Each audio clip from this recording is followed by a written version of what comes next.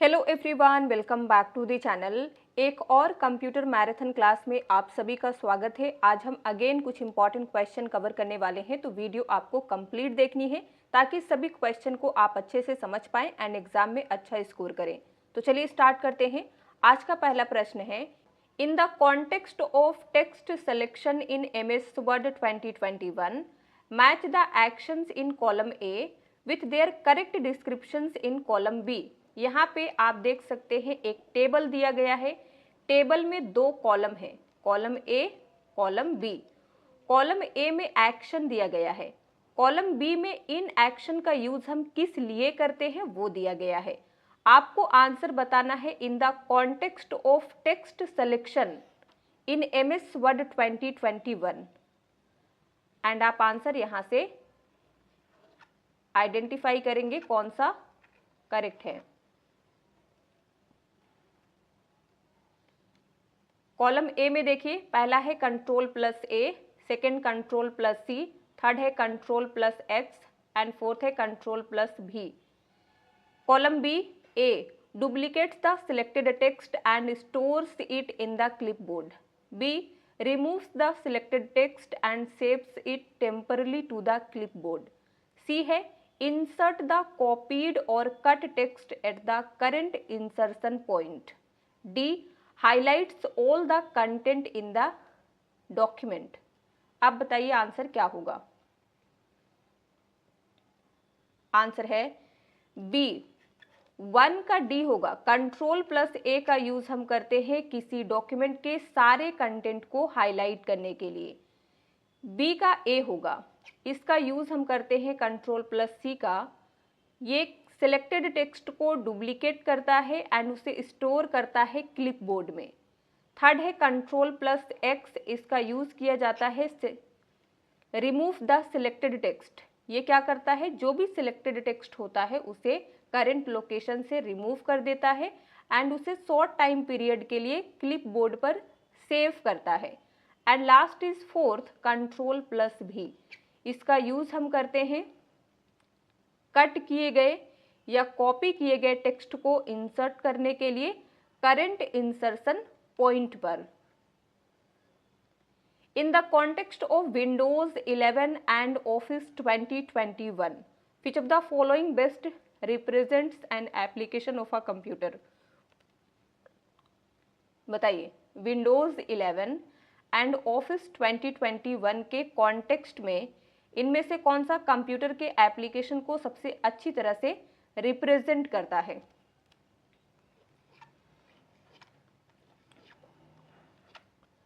Answer B, sending emails using Outlooks. अगर हम outlook का यूज करके ईमेल सेंड करते हैं तो ये एप्लीकेशन कंप्यूटर के एप्लीकेशन को सबसे बेस्ट तरीके से डिस्क्राइब करता है, रिप्रेजेंट करता है। In computer terminology the abbreviation CD refers to. CD का क्या मतलब है। बहुत इजी क्वेश्चन है, आप में से सभी को पता होगा। बताइए 1 to 4 में से राइट आंसर कौन सा है। Third, compact disc. Which of the following combinations provides the high level of information protection. इनमें से कौन सा कॉम्बिनेशन है जो high level of information protection provide करता है, यानी कि इंफॉर्मेशन के लिए हाई लेवल प्रोटेक्शन प्रोवाइड करता है। 1 है strong passwords and regular backups. Second, using unverified public wifi. Third, disk formatting and temporary file deletion and fourth is changing screen resolution frequency. And appropriate answer is 1, strong passwords and regular backups. अगर हम अपने information को high level protection provide करना चाहते हैं तो सबसे पहले हमें अपना पासवर्ड स्ट्रॉन्ग रखना होगा एंड रेगुलर बैकअप्स लेना होगा। And second, third, fourth incorrect है, क्योंकि इनके थ्रू हम अपने इंफॉर्मेशन को हाई लेवल प्रोटेक्शन नहीं दे सकते हैं। Identify the false statement about MS Excel. Microsoft Excel के बारे में आपको फॉल्स स्टेटमेंट आइडेंटिफाई करना है। वन बाय वन रीड करते हैं, आप आंसर बताएंगे। 1 देखिए, you can protect individual cells using cell locking. आप सेल लॉकिंग का यूज करके, सेल लॉक का यूज करके इंडिविजुअल सेल को प्रोटेक्ट कर सकते हैं। सेकंड दिया गया है, charts in Excel help visualize numeric data. Excel में चार्ट न्यूमेरिकल डेटा को बेहतर तरीके से रिप्रेजेंट करने में हेल्प करता है। थर्ड है, a worksheet can have a maximum 16,384 columns. एक वर्कशीट में मैक्सिमम 16,384 कॉलम्स होते हैं। फोर्थ देखिए, Excel allows user to create drop down list. Excel user को ड्रॉप डाउन लिस्ट क्रिएट करने में हेल्प करता है। And fifth is none of the above. False statement कौन सा है? आंसर क्या होगा? Fifth, none of the above, यानी कि इनमें से कोई नहीं। क्यों? क्योंकि एक्सेल के बारे में first, second, third and fourth all statement correct दिया गया है, तो हमारा राइट आंसर फिफ्थ होगा। Which of the following is the best description of using the find feature when editing a spreadsheet with many entries? बहुत सारी entry वाले spreadsheet को एडिट करते समय फाइंड फीचर का इस्तेमाल करने का सबसे अच्छा तरीका कौन सा है? 1 देखिए, it changes all fonts to the same style. ये सभी फॉन्ट को एक ही स्टाइल में चेंज कर देता है। Second, it searches for specific text और values so the user can review और एडिट दोज सेल्स। ये स्पेसिफिक टेक्स्ट या वैल्यू को सर्च करता है ताकि यूजर उन सेल्स को रिव्यू कर सके एंड अगर एडिट करना चाहता है तो एडिट कर सके। Third, it deletes all cells that do not match a certain value. ये उन सभी सेल को डिलीट कर देता है जो किसी खास वैल्यू से मेल नहीं खाते हैं। फोर्थ देखिए, it automatically sorts the worksheet. ये वर्कशीट को अपने आप सॉर्ट कर देता है। अब आप बताइए फाइंड फीचर का यूज किस लिए होता है? 1 to 4 में से करेक्ट आंसर कौन सा होगा? And answer is second, it searches for specific text और values so the user can review or edit those cells. Which device is necessary to convert a computer's digital signals into analog signals for internet access over a phone line? Phone line के जरिए internet access के लिए computer के digital signal को analog signal में convert करने के लिए कौन सी डिवाइस की नीड होती है? डिवाइस के नेम दिए गए हैं, hub, switch, modem and router. Answer is D, modem. Modem computer की एक नेटवर्किंग डिवाइस है जो डिजिटल सिग्नल को एनालॉग सिग्नल में कन्वर्ट करती है for internet access over a phone line. Which of the given options best describes the truth of the following statements? 1, the term URL stands for uniform resource locator. Second है, a firewall is used to protect a network from unauthorized access. Third, CSS stands for cascading style server. अब आप बताएंगे correct answer कौन सा है? 3 statement में से कौन कौन से करेक्ट है, कौन कौन से इनकरेक्ट है, बताइए। हमें करेक्ट आंसर फाइंड करना है, यानी कि 1 to 3 स्टेटमेंट में से कौन कौन से स्टेटमेंट ट्रू हैं। आंसर होगा फर्स्ट, पहला स्टेटमेंट करेक्ट है, यानी कि URL का मतलब यूनिफॉर्म रिसोर्स लोकेटर होता है। सेकंड स्टेटमेंट भी करेक्ट है, फायरवॉल का यूज किया जाता है टू प्रोटेक्ट आ नेटवर्क, किससे? अनऑथोराइज्ड एक्सेस से। थर्ड स्टेटमेंट जो है ये इनकरेक्ट है क्योंकि CSS का मीनिंग कैस्केडिंग स्टाइल सर्वर नहीं बल्कि सीट होता है।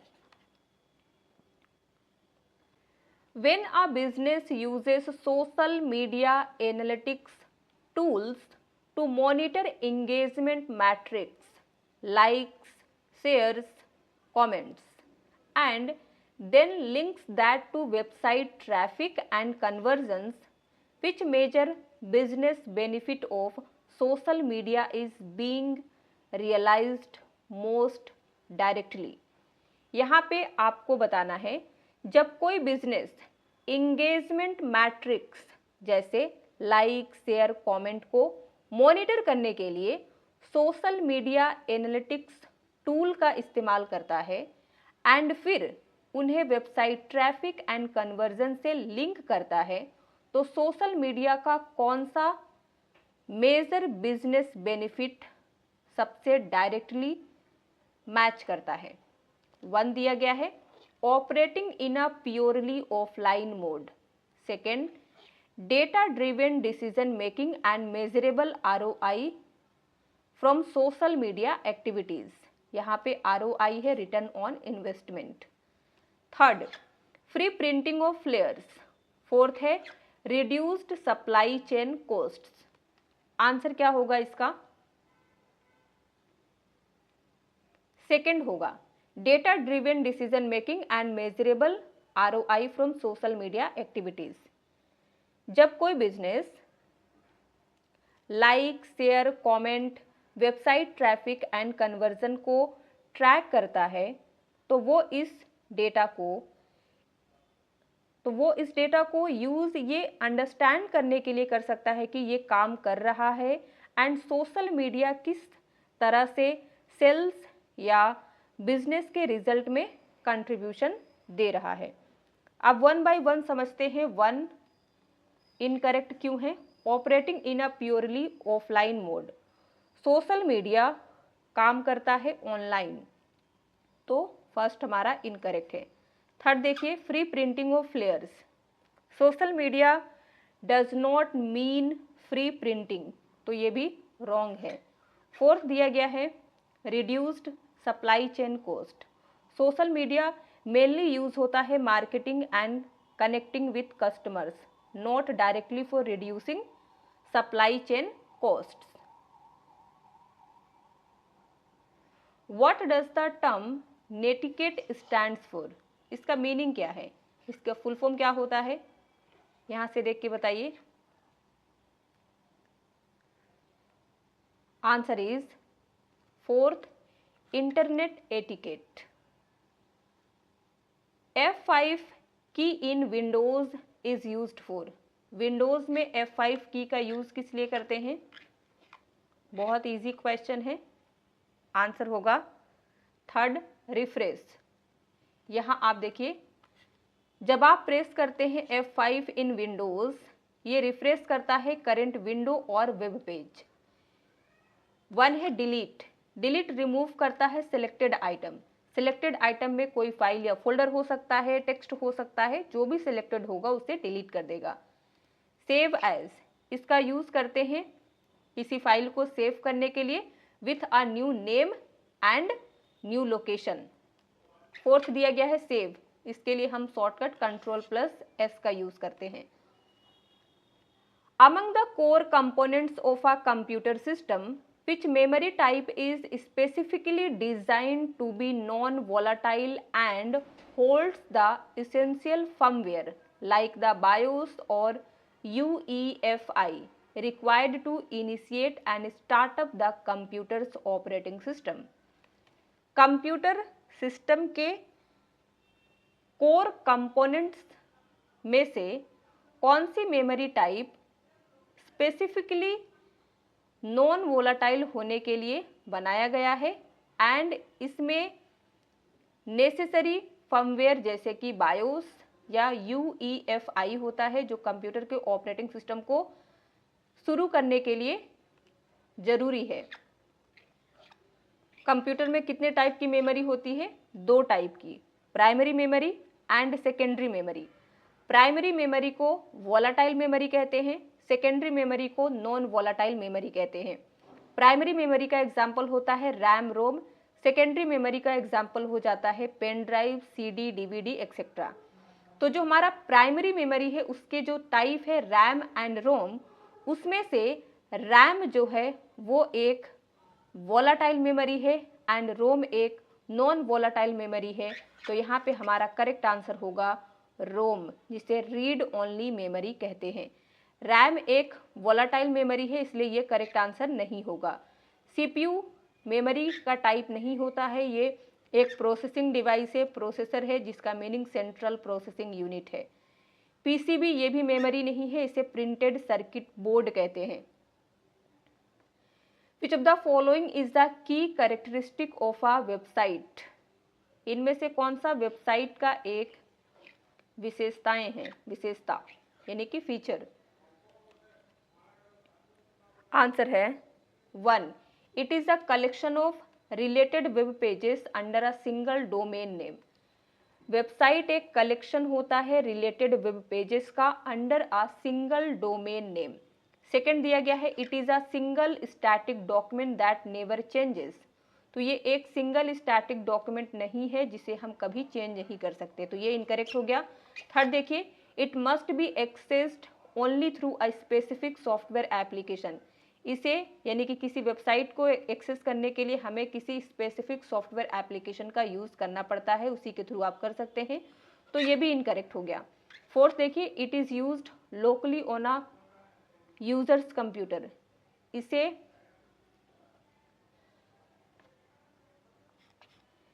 यूजर के कंप्यूटर पे लोकली स्टोर किया जाता है, तो ये भी इनकरेक्ट है।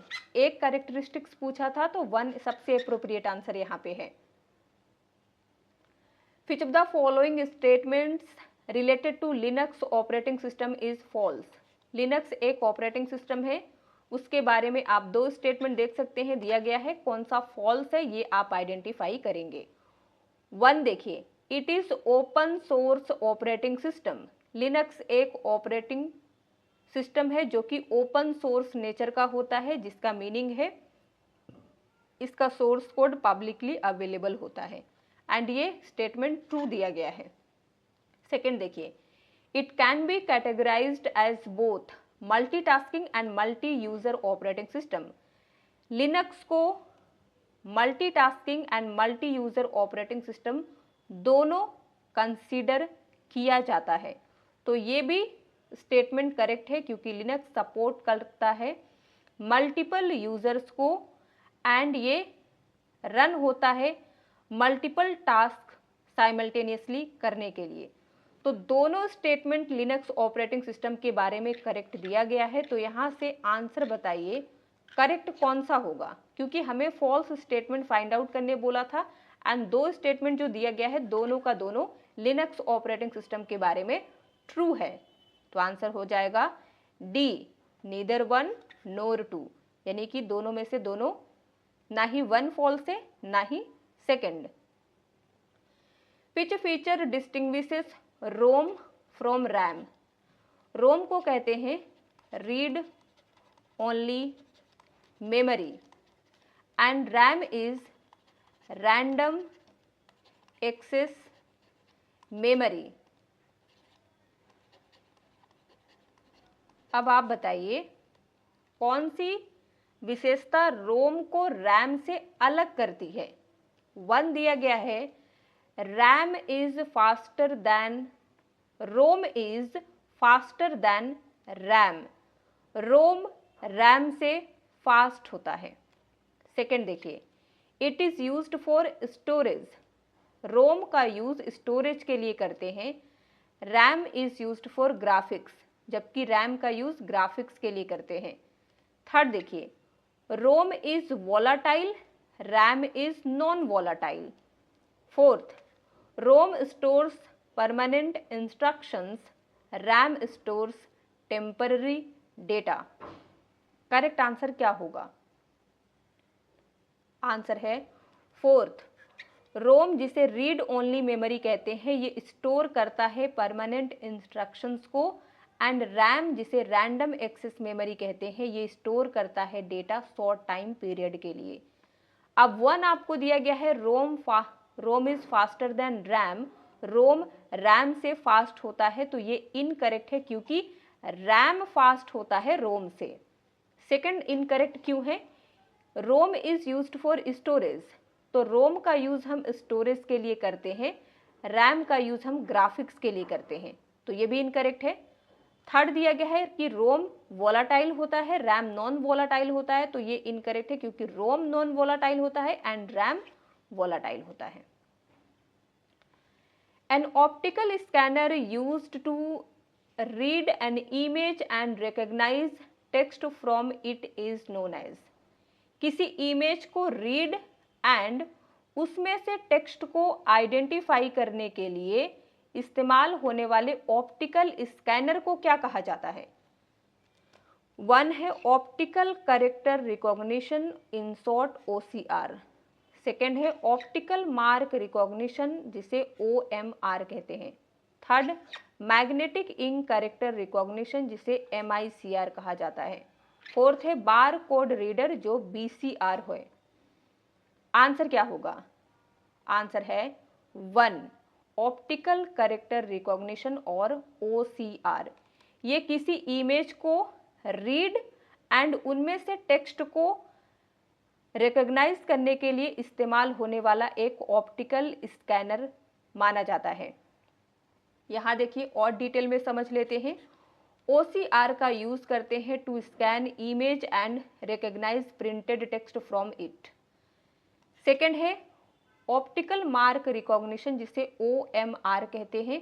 इसका यूज किया जाता है to read marked answers on forms such as exam answer sheets. Third है MICR, जिसे मैग्नेटिक इंक कैरेक्टर रिकॉग्निशन कहा जाता है। इसका यूज मेनली किया जाता है to read characters printed with magnetic ink on bank cheques. Bank में बेसिकली इसका यूज बैंक चेक को प्रोसेसिंग के लिए करते हैं। फिर है लास्ट BCR, बारकोड रीडर। ये यूज होता है to read barcodes not normal text. तो इन चारों डिवाइस का यूज किस लिए किया जाता है ये आपको पता होना चाहिए। एग्जाम में अलग अलग टाइप से क्वेश्चन पूछा जाएगा एंड ये सारी डिवाइस कंप्यूटर की इनपुट डिवाइस मानी जाती हैं। The dash key on the keyboard is used to erase anything typed on the left of the cursor। Keyboard पर इनमें से कौन सी की का इस्तेमाल कर्सर के लेफ्ट ओर से टाइप की गई किसी चीज को इरेज करने के लिए करते हैं? आंसर है सेकंड बैक स्पेस। अगर हमें कर्सर के लेफ्ट साइड से किसी टाइप किए गए डेटा को इरेज करना है तो बैक स्पेस का यूज करेंगे लेफ्ट के लिए। राइट के लिए अगर आप यूज करना चाहते हैं तो डिलीट की का यूज करेंगे। कैप्स लॉक का यूज हम तब करते हैं जब हमें कैपिटल लेटर्स में डेटा एंटर करना होता है। कर्सर कंट्रोल क्या होता है? कीबोर्ड में कर्सर कंट्रोल 4 की होती है, जिसे नेविगेशन की भी कहते हैं। जैसे ये इन्हें कर्सर कंट्रोल की कहेंगे, जो हमें स्क्रीन के चारों ओर मूव करने में हेल्प करती हैं। Which is a shortcut key use to open the file from the computer as. Computer पर फाइल ओपन करने के लिए किस शॉर्टकट की का इस्तेमाल किया जाता है? आंसर होगा थर्ड Ctrl+O। तो फाइल ओपन करने के लिए हम Ctrl+O का यूज करते हैं। अगर आप फाइल प्रिंट करना चाहते हैं तो Ctrl+P का यूज करेंगे। फाइल को सेव करना चाहते हैं तो Ctrl+S का इस्तेमाल होगा एंड अगर आप एक नई फाइल क्रिएट करना चाहते हैं तो Ctrl+N यूज होगा। How can you tell a file is a Microsoft PowerPoint 2021 template by its extension। आप कैसे बता सकते हैं कि कोई फाइल Microsoft PowerPoint 2021 टेम्पलेट की है? उसके एक्सटेंशन से बताइए, इनमें से कौन सा एक्सटेंशन है जो आपको ये इंडिकेट करता है कि ये PowerPoint प्रेजेंटेशन 2021 टेम्पलेट है? आंसर होगा 1। अगर किसी फाइल के एंड में .potx है तो आप समझ जाइए ये माइक्रोसॉफ्ट पावरपॉइंट की टेम्पलेट प्रेजेंटेशन है, टेम्पलेट फाइल है। अगर किसी फाइल के एंड में .docx है तो ये माइक्रोसॉफ्ट वर्ड की फाइल है। .pdf है तो ये PDF फाइल है।